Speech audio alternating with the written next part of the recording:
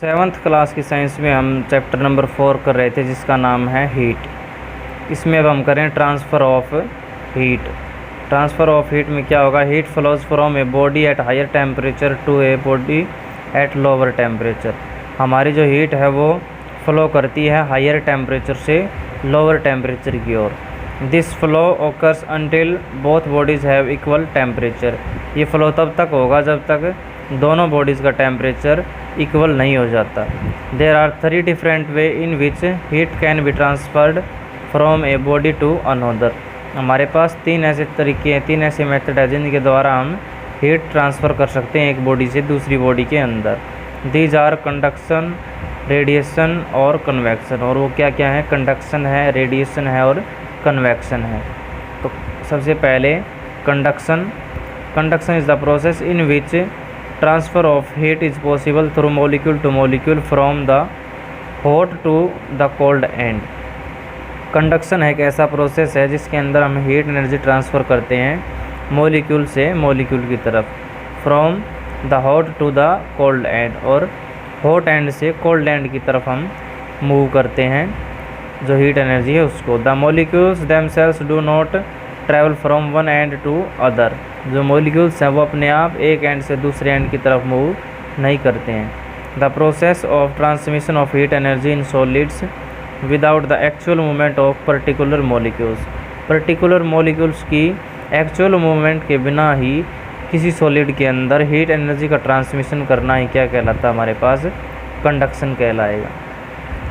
तो ये कंडक्शन के बारे में।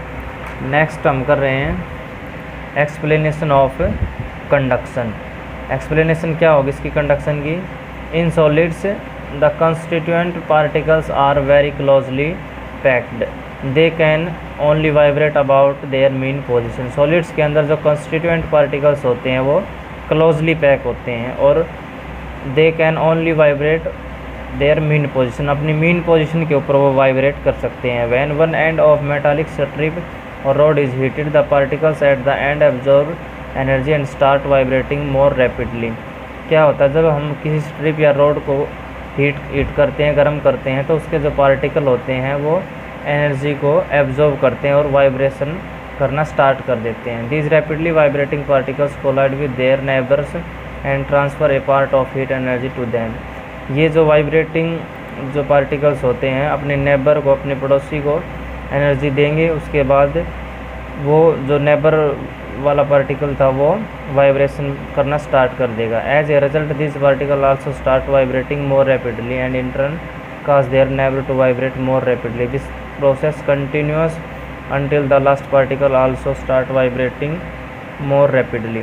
ये प्रोसेस ऐसे ही चलता रहता है, एक पार्टिकल दूसरे पार्टिकल को एनर्जी देगा और वो वाइब्रेशन स्टार्ट कर देगा और ये लास्ट पार्टिकल तक ऐसे ही चलता है। Thus heat energy is transferred from particles to particle through the whole length of the strip. इस टाइप से जो हीट एनर्जी है वो ट्रांसफ़र होती है एक पार्टिकल से पूरी लेंथ के अंदर। द प्रोसेस ऑफ कंडक्शन में भी considered similar to the passing a book from person to person in a classroom. जिस टाइप से हम क्लासरूम में एक बुक को एक स्टूडेंट से हर स्टूडेंट की तरफ पहुंचाते हैं, पास करते हैं, ठीक उसी प्रकार से जो हीट का ट्रांसमिशन है वो प्रोसीजर होता है। Condition for the conduction of heat. Condition क्या क्या हमारे पास हीट के कंडक्शन के लिए। Heat can be conducted from one body to another only if they are in contact with each other at different temperature. वो या तो दोनों एक दूसरे के कॉन्टैक्ट में होनी चाहिए या अलग अलग टेम्परेचर के ऊपर हम हीट का कंडक्शन कर सकते हैं।